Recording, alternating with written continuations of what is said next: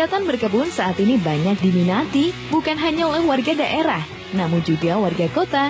Hal ini lantaran lahan yang sempit sekalipun bisa disulap menjadi urban farming karena tanah dan iklim di Indonesia sangat layak untuk dimanfaatkan. Salah satu buah yang mudah dibudidayakan di Indonesia adalah buah jambu merah. Jambu merah banyak ditanam dan diminati karena buahnya sangat segar dengan warna yang sangat menarik bagi konsumen. Halo pemirsa Ruang Berkebun, apa kabarnya hari ini? Semoga senantiasa sehat ya. Ya, selama 30 menit ke depan kami akan menemani Anda mengulas tentang jambu merah ini secara tuntas. Di mana lagi selain dalam program Ruang Berkebun.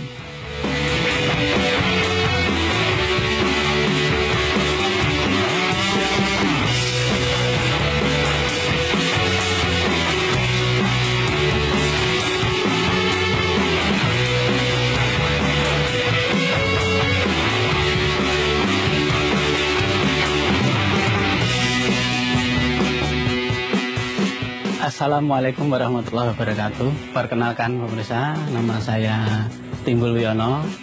Alamat saya di Kampung Ngabean RT 3 RW 4. Di sini saya sebagai petani atau pembudidaya buah lokal yaitu jambu merah yang kami pilih. Karena jambu merah ini mempunyai banyak keunggulan, salah satunya yaitu mempunyai kadar vitamin C yang sangat tinggi sekali dibandingkan dengan buah-buah yang lain. Juga sangat banyak manfaatnya karena selain mengandung banyak vitamin C yang tinggi, ini juga bisa untuk membantu mempercepat proses penyembuhan penyakit demam berdarah. Karena ini sangat membantu sekali untuk menguatkan atau mempertinggi imun tubuh kita. Untuk peminat jambu biji merah di Indonesia itu sangat tinggi sekali. Karena apa? Karena di samping kandungan atau kadar protein dan gizinya, vitaminnya juga sangat tinggi, jambu biji merah ini sangat mudah sekali untuk dibudidaya. Di samping itu, jambu merah ini juga relatif sangat terjangkau dari segi harganya. Sehingga sangat banyak sekali peminat-peminat yang menggemari jambu merah ini. Untuk jambu biji merah ini kita tidak usah khawatir karena ini sangat mudah sekali dalam kita membudidayakan. Perawatannya juga sangat mudah sekali. Kita bisa lewat tabulapot juga bisa. Kita tanam di kenapa jambu merah ini lebih kita pilih karena dibedakan dengan jambu-jambu yang lain. Jambu merah ini sangat sangat unggul sekali perbedaannya dari segi vitamin C-nya yang sangat tinggi, kemudian dari peluang nanti untuk usaha itu juga sangat mudah sekali karena dari masyarakat itu kegemarannya yang utama untuk jus, ya, jus jambu merah, yaitu sangat disukai atau diminati ke masyarakat. Kemudian untuk masalah anak-anak sendiri pun juga sangat suka sekali dengan jus jambu merah ini, sehingga ini lebih disukai oleh masyarakat. Ya, pemirsa, setelah ini saya akan berbagi tips kepada pemirsa tentang bagaimana cara kita membudidayakan jambu biji merah ini dengan sistem cangkok. Jangan kemana-kemana, tetap ikuti saya.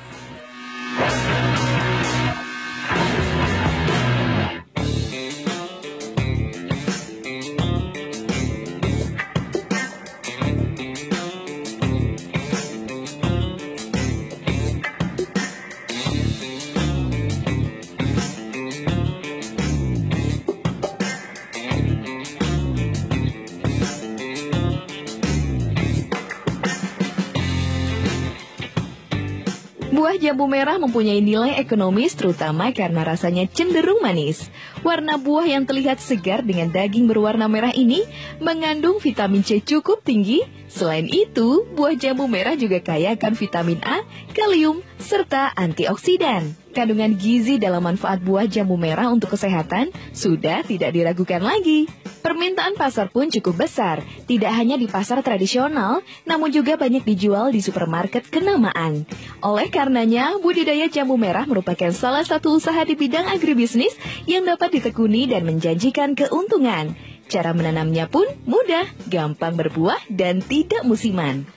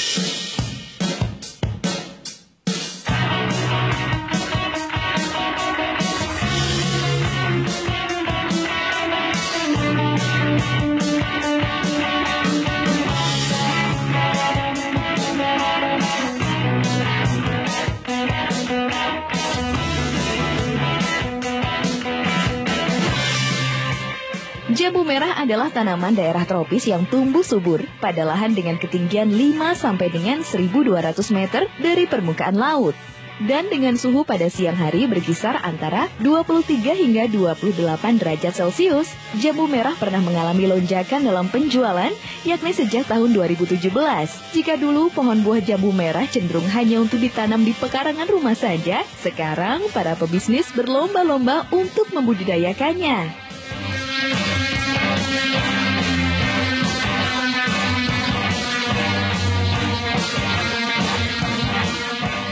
Ya, pemirsa, seperti yang kita janjikan tadi, mari kita belajar bersama untuk membudidayakan jambu biji merah ini dengan sistem cangkok.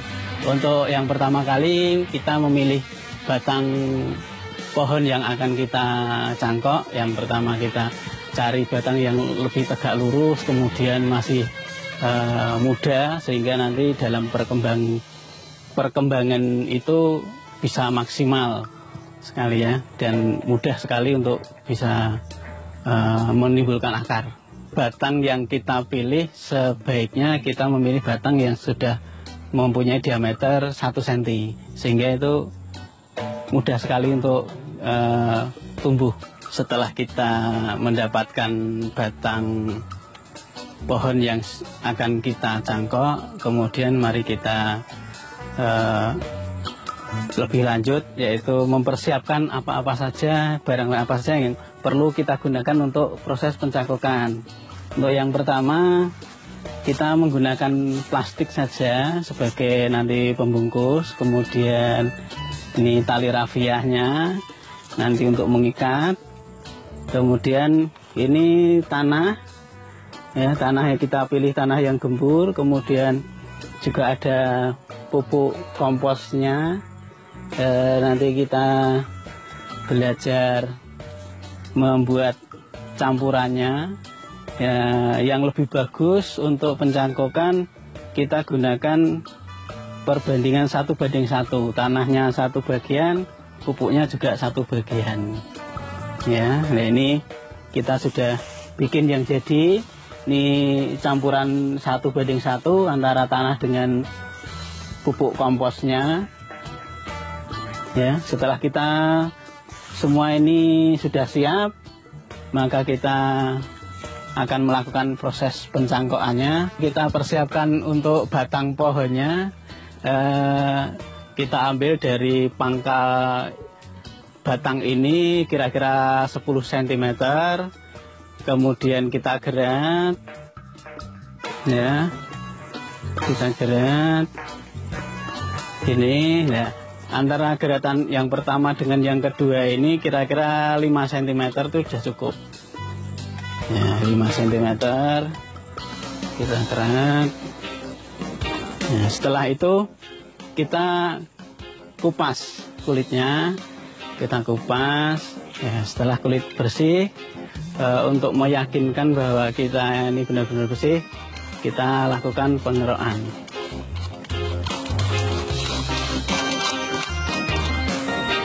Kita kerok sampai benar-benar bersih.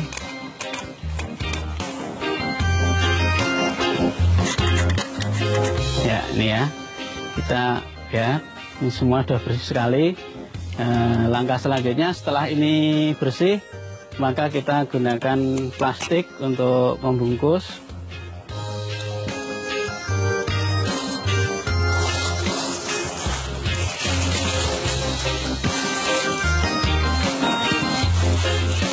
Jangan lupa yang kita ikat dulu ada bagian bawahnya.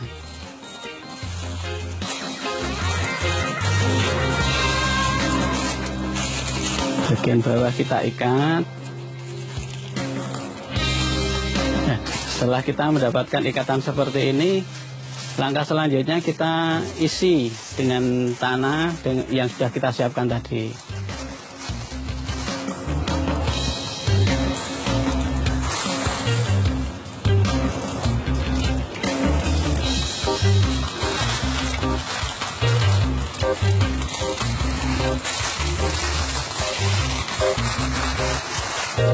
Ya, sudah cukup ya.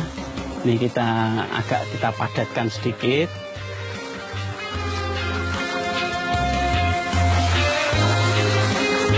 Ya, kita padatkan. Nah, setelah itu bagian atas yang kita ikat.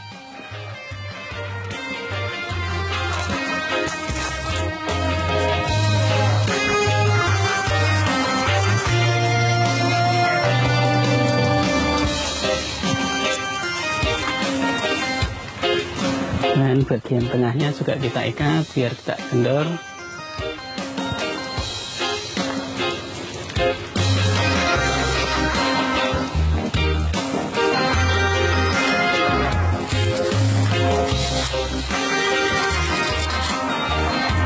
ini sudah selesai. Dengan mudah sekali kita membuat cangkokan ini. Kemudian kita tunggu sampai kira-kira 1 bulan, 1,5 bulan nanti sudah tumbuh akarnya. Nah, setelah kita lihat tumbuh akar, kira-kira nanti 2 bulan itu akarnya sudah penuh, itu akar sudah agak kecoklat-coklatan, pertanda itu kita sudah siap untuk memindahkan ini. Kita potong, kemudian kita pindah ke polybag dulu. Selama 1 bulan nanti sudah siap kita tanam.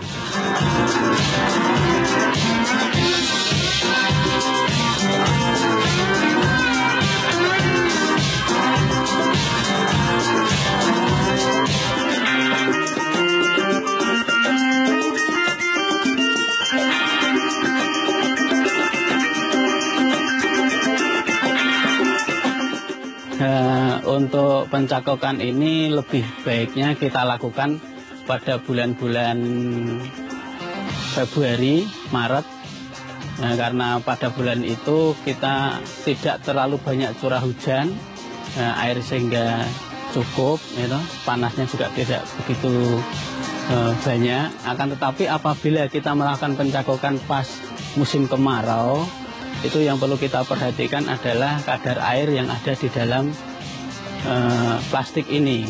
Jangan sampai ini terlalu kering. Kondisikan kelembapan dari tanah yang ada di dalam plastik ini.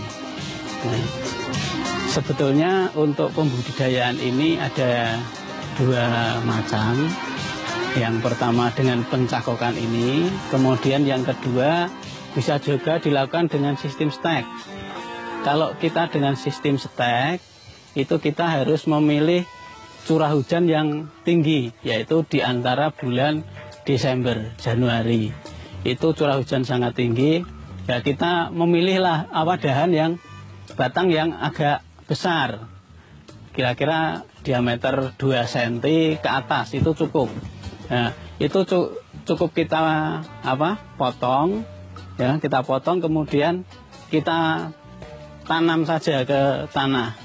Nah, itu kita tunggu, nanti dia akan tumbuh dengan sendirinya. Akan tetapi sistem stek dengan sistem cangkok itu keberhasilannya lebih besar sistem cangkok, karena kalau sistem stek itu kita mengandalkan curah hujan yang ada, sedangkan sistem cangkok itu dia sudah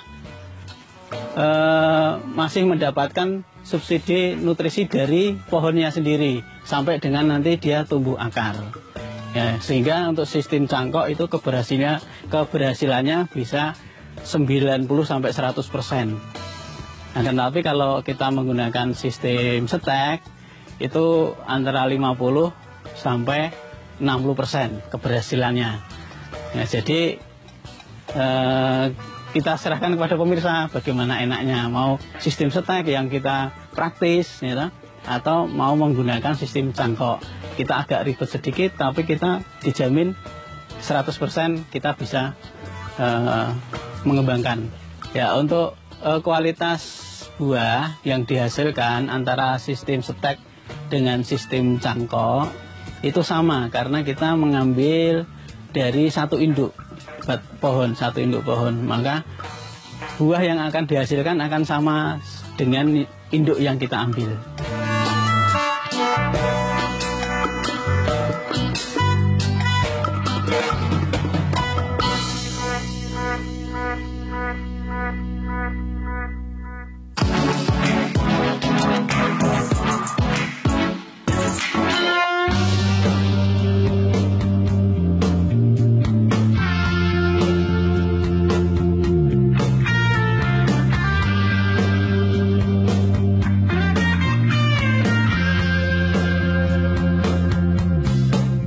Bisnis pertanian buah-buahan segar memang menjadi salah satu bisnis yang tidak akan pernah surut.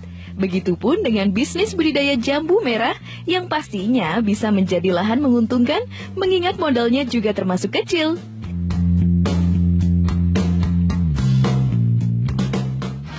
Budidaya jambu biji merah di Indonesia itu sangat menjanjikan sekali.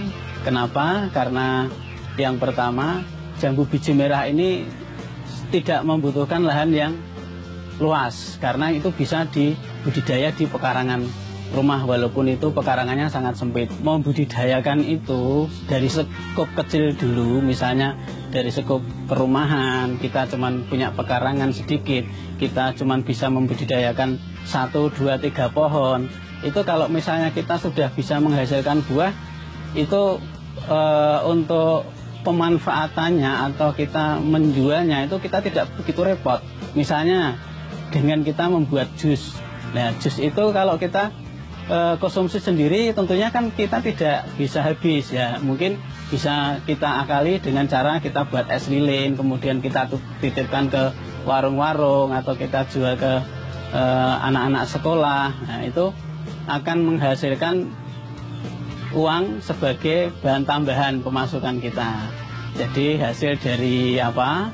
Dari kita usaha, kita berkarya untuk membudidayakan jambu itu, kita juga mendapatkan hasil imbalannya. Nah, seperti itu. Nah, kemudian untuk yang besar, misalkan kita di pertanian itu kita mendapatkan hasil yang banyak pada waktu kita panen, itu kita bisa lewat media sosial, mungkin online, kemudian di pasar-pasar. Jadi kita tidak usah khawatir bagaimana kita harus menjual atau mempromosikan produk kita jambu biji merah ini yang sudah kita hasilkan, baik itu skala kecil maupun skala besar.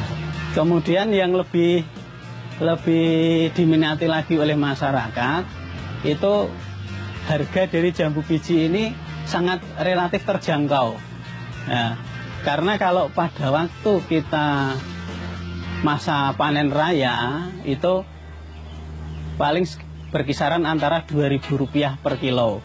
Tapi kalau kita pas musim kemarau itu bisa mencapai Rp10.000 per kilo.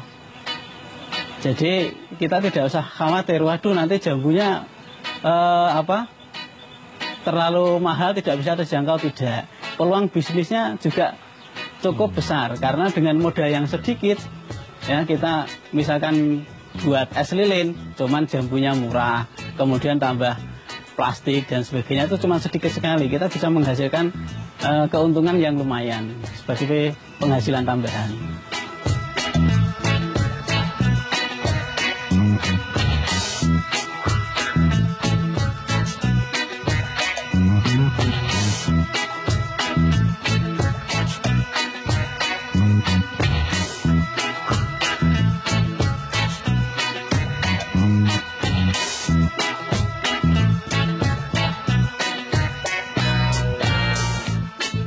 Ya, pemirsa, kali ini saya akan membagikan tips bagaimana cara kita membedakan hasil buah jambu biji merah ini yang bagus. Bisa kita lihat dulu dari ciri-ciri pohonnya. Yang pertama, kita lihat daunnya dulu. Daun jambu biji merah yang bagus itu daunnya agak lebar, kemudian hijau tua, kelihatan subur. Nah, itu nanti akan menghasilkan buah yang bagus. Nah, ciri-ciri buah yang bagus itu kita bisa lihat dari bunganya dulu. Setelah itu bunga itu bisa maksimal. Hasilnya nanti itu kita lakukan perawatan sehingga buahnya itu akan menjadi buah yang maksimal dengan ciri-ciri kulit buahnya. Kulit buah itu akan kelihatan hijau mengkilap apabila itu sudah tua. Ini kalau sudah matang buahnya itu kulitnya cerah sekali dan mengkilap sekali seperti ini. Untuk bentuknya juga sempurna ya, maksimal ya, sempurna.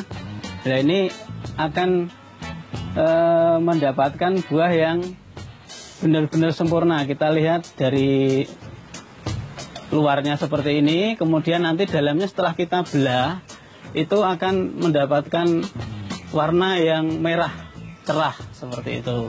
Kemudian untuk daging buahnya juga tebal, terus bijinya juga cenderung sedikit atau kecil dari lingkaran buahnya itu. Nah, kemudian tips untuk yang kedua itu merawat atau mempertahankan agar usia pohon itu bisa panjang dan hasilnya selalu maksimal, yaitu kita harus jeli di dalam mengamati kondisi pohon. Apabila pohon itu sudah tidak produktif dalam artian hasil yang dibuahkan itu sudah kecil-kecil, yaitu kita harus melakukan pemangkasan itu tadi, pemangkasan yang total sehingga pohon itu akan tumbuh tunas-tunas yang baru. Dengan tunas-tunas yang baru itu kita tidak nunggu lama, paling sekitar 6 sampai 1 tahun, 6 bulan sampai 1 tahun itu sudah mulai belajar berbunga dan berbuah lagi. Setelah bunga itu nanti mekar dan akan tumbuh dari biji jambu. Kira-kira sebesar kelereng. Sebesar kelereng itu kita sudah mulai pembungkusan. Tujuannya apa? Tujuannya agar itu terhindar dari lalat buah. Karena kalau kita sampai keduluan lalat buah, nanti akan ada ulatnya di dalam jambu itu. Nah, kalau kita tidak melakukan pembungkusan, mungkin kita bisa juga sih dengan kita semprot pestisida, tapi hasilnya nanti akan tidak bagus untuk kesehatan bila buah itu dikonsumsi. Untuk risiko dari kita menanam jambu biji merah ini sangat kecil sekali. Karena apa? Karena biasanya kegagalan dari panen jambu biji merah itu di musim kemarau. Di musim kemarau itu kegagalannya yang pertama bagi para petani yang mempunyai lahan jauh dari sumber air, sehingga dia tidak bisa menyiram. Itu pasti akan gagal, karena hasil dari jambu itu akan satu kecil-kecil. Kemudian yang keduanya, dia kalah dengan panasnya terik matahari, sehingga dia akan gosong-gosong seperti itu. Sehingga dia tidak bisa panen. Akan tetapi bagi para petani atau pemirsa yang membudidayakan jambu biji merah ini di pekarangan, kita akan selalu bisa mengamati. Dia lakukan penyiraman secara rutin sehingga jambu itu akan selalu terpenuhi nutrisi dan kadar airnya.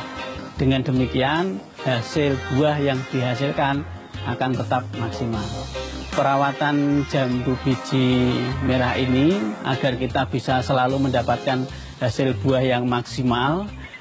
Yang pertama dengan perawatan lahan dulu. Kalau kita pakai tabulasi pot, berarti kita juga harus rajin menggantikan medianya. Medianya paling tidak itu 6 bulan sekali kita ganti media.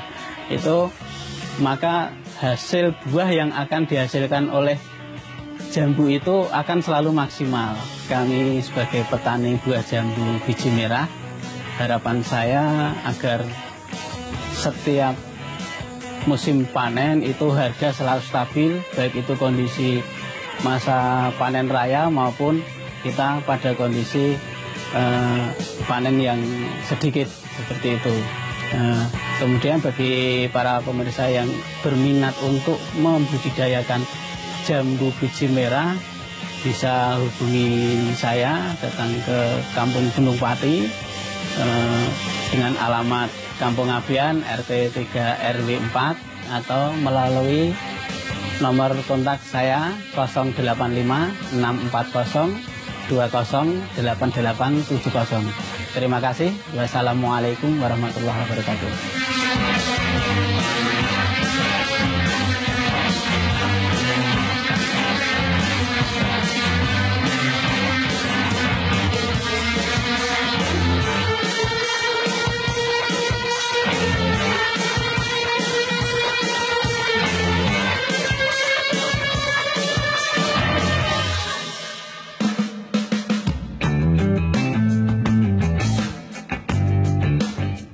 Pemirsa Ruang Berkebun, tidak perlu khawatir karena pelaku bisnis budidaya jambu merah cocok dijalankan oleh semua orang, tentunya dengan kemauan dan minat yang tinggi. Nah, pemirsa Ruang Berkebun, tak terasa sudah 30 menit berlalu, itu artinya kami harus segera undur diri. Sampai jumpa di episode selanjutnya, pastinya dengan ulasan yang tak kalah menarik lainnya.